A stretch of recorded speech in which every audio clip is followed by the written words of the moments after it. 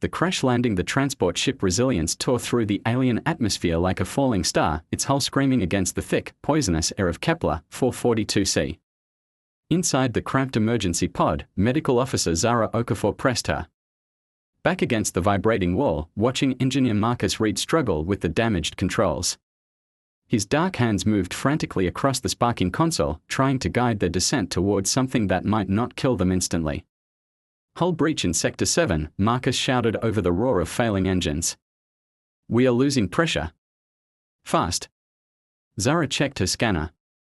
The planet below showed massive desert expanses broken by strange rock formations and what looked like scattered oases. Not exactly paradise, but better than the vacuum of space.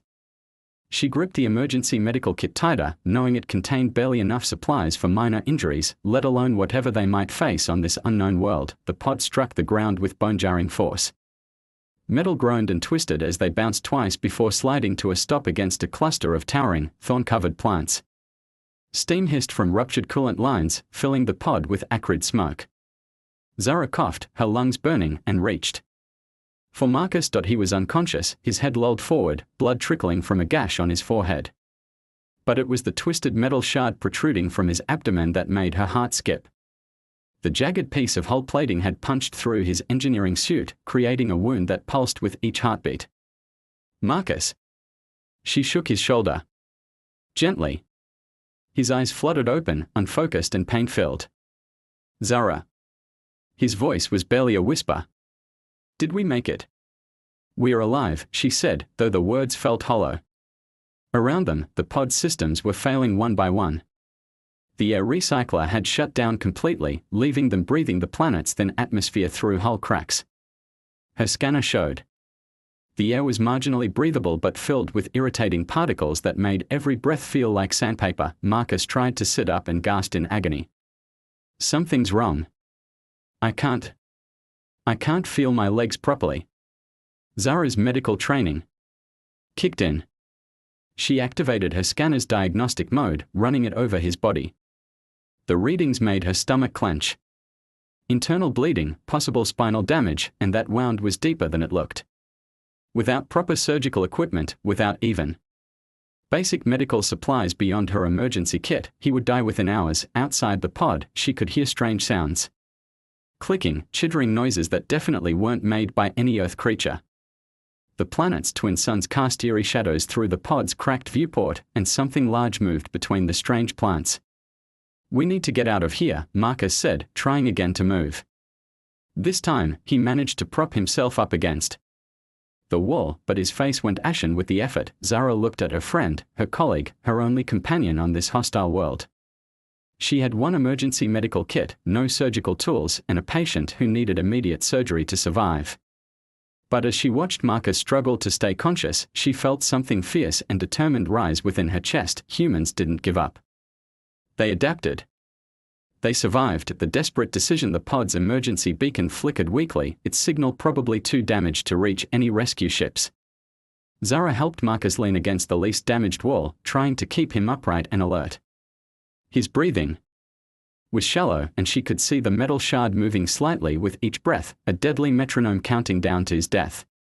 "Talk to me," she said, checking his pulse. It was rapid but weak. "Tell me about the beacon. Can you fix it?" Marcus forced a pained smile. "Always thinking like an engineer. I like that." He gestured weakly toward the control panel. "The transmitter's fried, but the power cell is still good. If we could rig something with the pod's hull plating." His words trailed off as another wave of pain hit him. Zara watched helplessly as his face contorted in agony.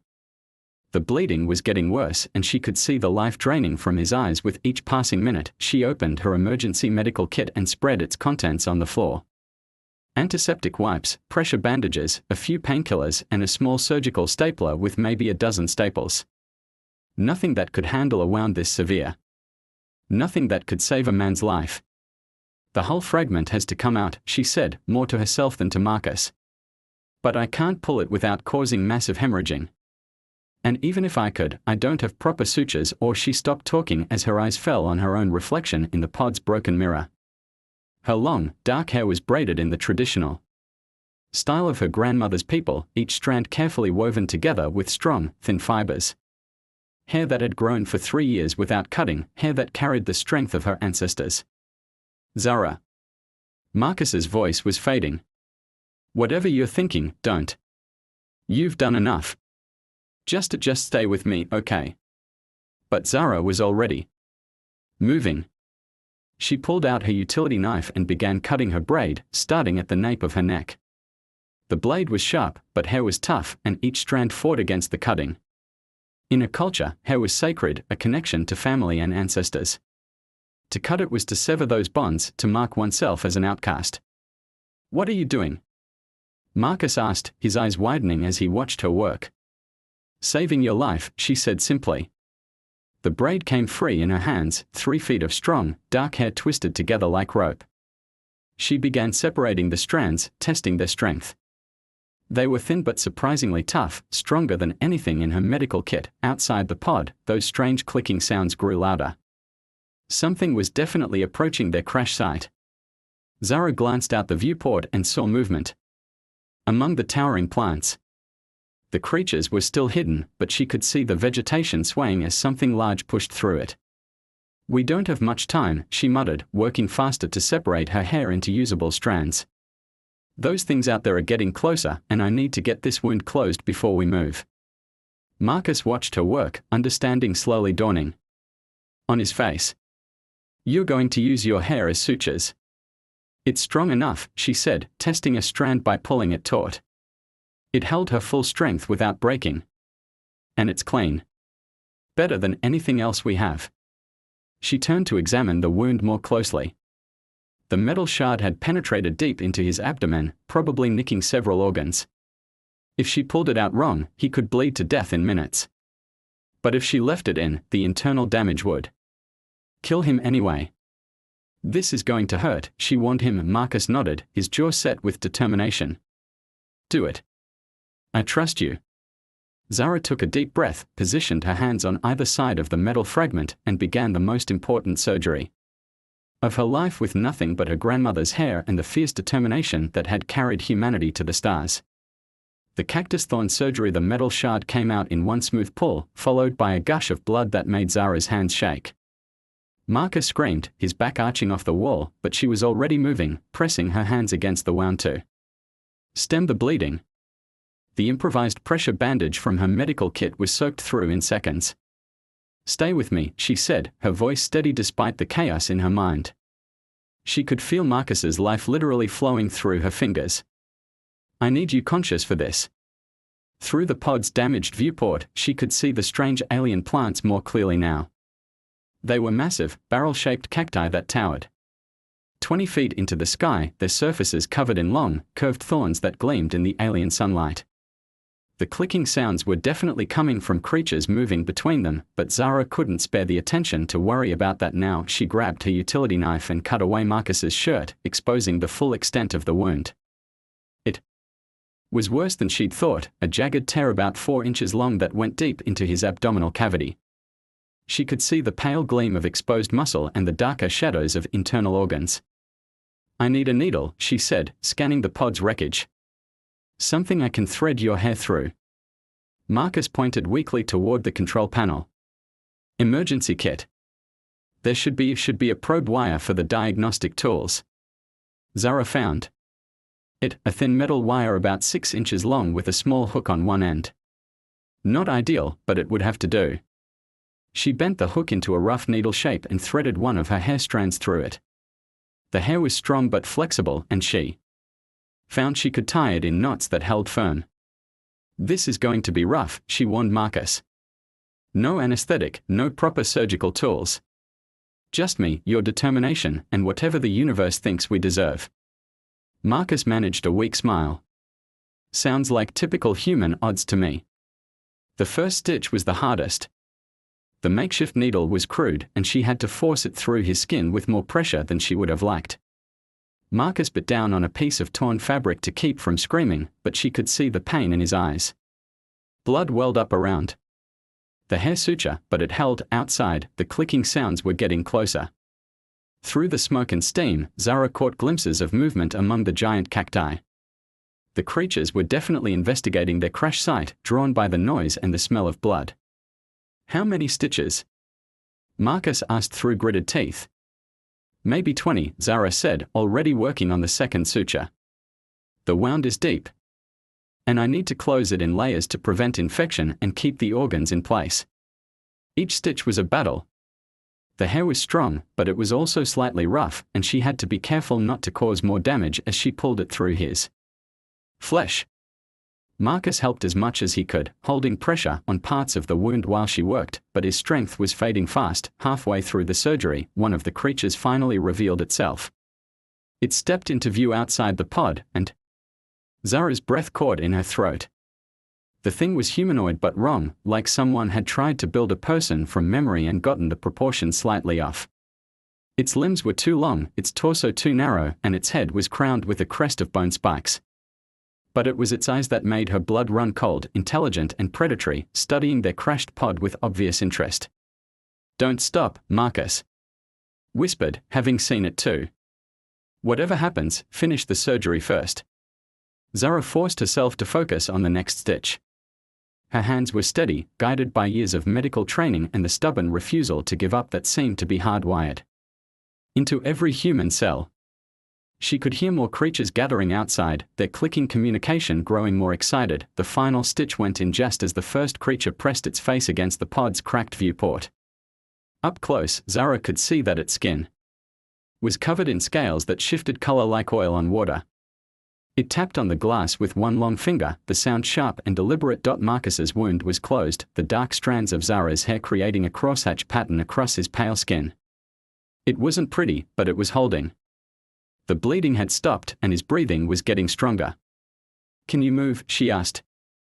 "I can try," Marcus said, pushing himself up with obvious effort. "But where are we going to go?"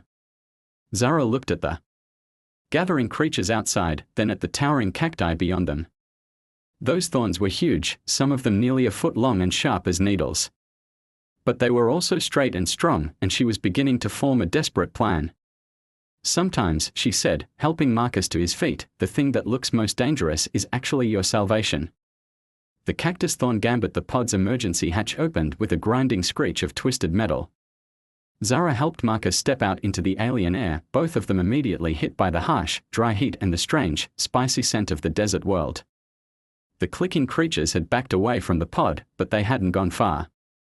At least a dozen of them formed a loose circle around the crash site, their color-shifting skin rippling with patterns that probably meant something in their language. Marcus leaned heavily on Zara's shoulder, his face pale but determined. The hair sutures were holding, but she could see the strain in his eyes with every step. They needed shelter, and they needed it fast.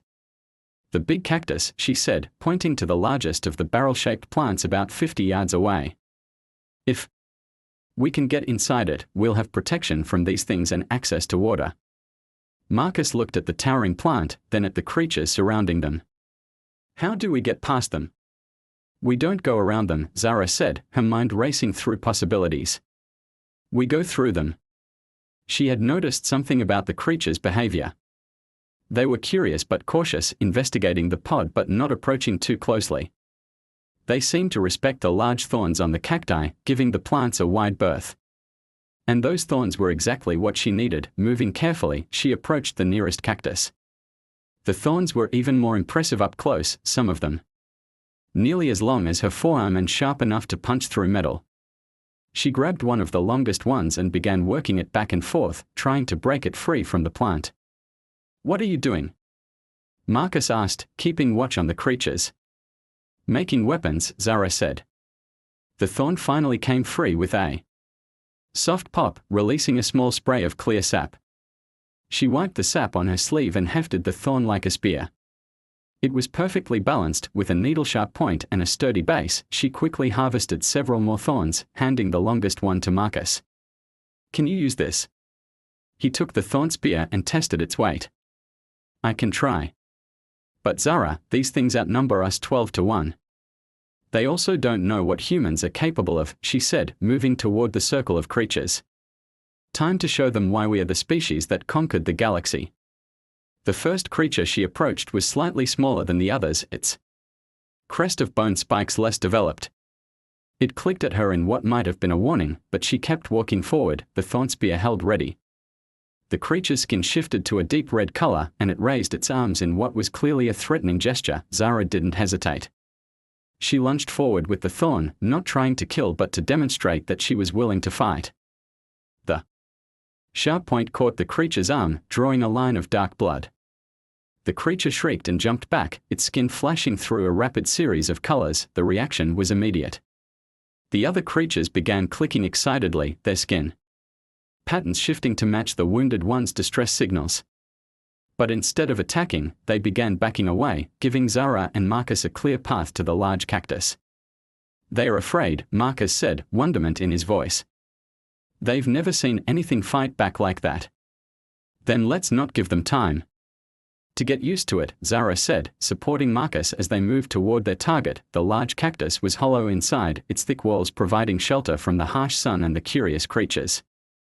The interior was surprisingly spacious, with pools of clear water collected in natural basins formed by the plant's root system.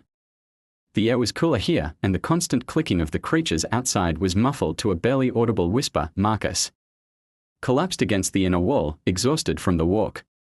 Zara checked his stitches and was relieved to find they were still holding. The hair sutures had stretched slightly but hadn't broken, and there was no sign of fresh bleeding. "How did you know they would back down?" he asked. Zara looked around their improvised shelter, her mind already working on the next problem. The cactus provided protection and water, but they needed food, and they needed to figure out how to signal for rescue. The pod's beacon was still broken. But Marcus was an engineer. If anyone could fix it, he could. "Now we survive," she said simply. "We heal, we plan, and we show this universe what humans are made of." Outside, the alien sun began to set, casting long shadows across the desert. The clicking creatures had indeed moved away, but Zara knew they would be back. This was their world, and she and Marcus were the invaders, but they were human invaders, and that made all the difference. The rescue signal 3 days had passed since the crash, and Marcus was finally strong enough to work on the beacon. Zara's hair sutures had done their job perfectly, the wound healing with only minimal scarring. She had fashioned a small workshop area inside the cactus using salvaged parts from the pod, and Marcus spent most of his time there, carefully rebuilding the emergency transmitter. "The power cell is still good," he said, holding up a small component. "And I think I can use the cactus thorns as antenna elements. They are naturally conductive, probably because of the mineral content in the plant's sap." Zara nodded, though her attention was partially focused on the sounds outside. The clicking creatures had returned each day, but they maintained their distance from the cactus. She had learned to interpret their color-shifting patterns somewhat. Red meant aggression or alarm, blue seemed to indicate curiosity, and a rapid shifting between colors suggested they were communicating with each other. "Will the signal be strong enough to reach orbit?" she asked. "Maybe," Marcus said, connecting 2 thorns to the transmitter with wire salvaged from the pod. "If there's anyone up there listening, the ship that dropped us off isn't due back for another month." Zara felt a moment of despair at that reminder, but she pushed it aside. Humans didn't survive by giving up when the odds were bad. They survived by making the odds better. "Then we make sure someone hears us," she said. "What if we amplify the signal somehow?" Marcus looked up from his work, intrigued. "What do you have in mind?" Zara gestured toward the interior of the cactus. "This whole plant is full of conductive minerals. What if we turn the entire thing into one giant antenna?" For the next several hours, they worked together to string wire throughout the cactus's interior, connecting it to the makeshift transmitter. It was delicate work, requiring them to climb to the top of the plant's hollow chamber and anchor the wires to the thorns that projected through the walls. Marcus moved carefully, his healing wound still tender, but his engineering expertise guided every connection. "Ready?" he asked, his hand on the transmitter's activation switch. Zara took a deep breath. "Do it." The transmitter hummed to life, and she could feel a slight vibration through the cactus walls as the entire plant became part of their communication system. The emergency beacon signal, normally strong enough to reach only a few hundred miles, was now being broadcast through a living antenna tower that stretched nearly 30 feet into the sky. "Mayday, Mayday," Marcus spoke into the transmitter. This is Engineer Marcus Reed of the transport ship Resilience. We have crashed on the surface of Kepler 442c and require immediate rescue. 2 survivors, 1 requiring medical attention. Please respond. They waited, listening to the static that filled the small speaker. Minutes passed without any response, and Zara began to worry that their improvised system had failed. But then, faint but unmistakable, came a voice through the crackling. Static. This is Captain Torres of the cargo vessel Steadfast. We copy your distress signal. Are you able to confirm your position? Marcus and Zara looked at each other with growing excitement. Steadfast, this is Reed. We are approximately 12 kilometers south of our intended landing site, near a formation of large cacti. We can see your ship's contrails from here if you're making orbital passes. Confirmed, Reed. We have you on sensors now. Prepare for pickup in approximately 2 hours. Medical team is standing by. As the signal faded, Zara felt a wave of relief wash over her. They had done it. Against all odds, with nothing but determination and ingenuity, they had survived on an alien world and managed to signal for rescue. Your hair, Marcus said suddenly, looking at her with something like awe. You gave up your hair to save my life. Zara touched her shortened hair self-consciously. In the 3 days since the surgery, it had begun to grow back, but it would be years before it reached its former length. Hair grows back, she said simply. Friends don't. Outside the cactus, the clicking creatures had gathered again, their skin patterns shifting rapidly as they watched the sky. Zara realized they could probably sense the approaching rescue ship, and she wondered what they made of these strange visitors who had fallen from the stars. Think they'll be okay? Marcus asked, following her gaze. They are survivors, just like us, Zara said. They'll adapt. 2 hours later, the rescue ship's landing thrusters kicked up clouds of dust as it settled onto the desert floor.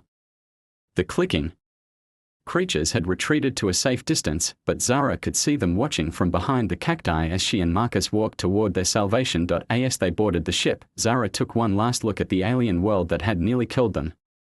The giant cactus that had sheltered them stood like a monument to human ingenuity and determination, its thorns still connected to their improvised antenna system. Ready to go home? Marcus asked. Zara smiled, her hand unconsciously touching her shortened hair. Ready. The ship lifted off, carrying them away from the desert world and back to the stars. But part of her would always remain there, in that moment when she had chosen to cut her hair and sew her friend's life back together. With nothing but love and determination. It was, she thought, a very human thing to do.